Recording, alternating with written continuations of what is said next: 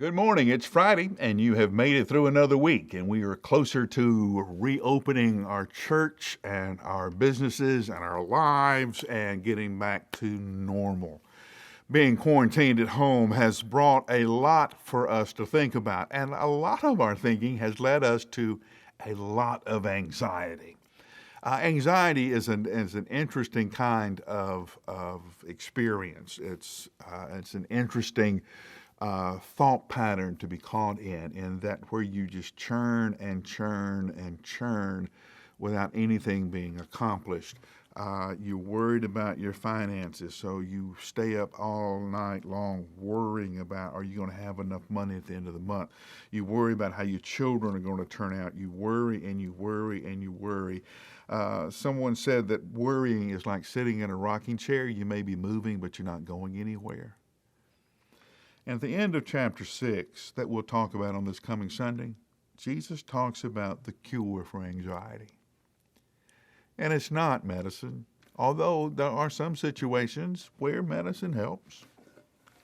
But the cure for basic anxiety is a deeper relationship with Him. Seek the kingdom of God first, and its righteousness first, and everything else finds its place.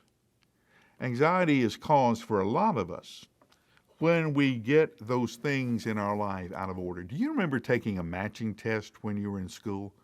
You had a list of answers on one side and a list of questions on the other side, and you had to match the right answer to the right question.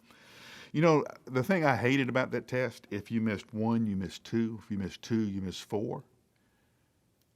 If the list was wrong at the top, it was wrong all the way down. That's the way it is with our priorities. If it's wrong at the first, if you have the number one thing wrong, then your list is wrong all the way down.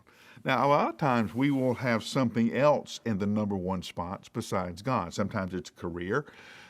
Sometimes it's fortune or whatever. Most of the time it's a little sneakier than that. Most of the time we'll put our marriage, right? I love my wife, I love my husband, and they will be in the number one spot. The problem is no one can be God to you. It puts too much pressure on them. Sometimes we'll put our children there. The children are the most important things in my life.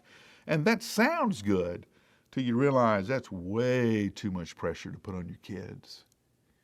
You see, if God is not the first thing in your life, then your list is wrong all the way down. That's what Jesus is talking about.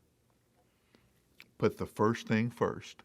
And when you do that, everything will find its rightful place in your life. And when everything is in its rightful place, you can relax. You will become less anxious, more focused, more attentive to those things that matter, and they matter eternally. So, in preparation for this coming Sunday, read those last verses about the kingdom of God and how we're to deal with anxiety.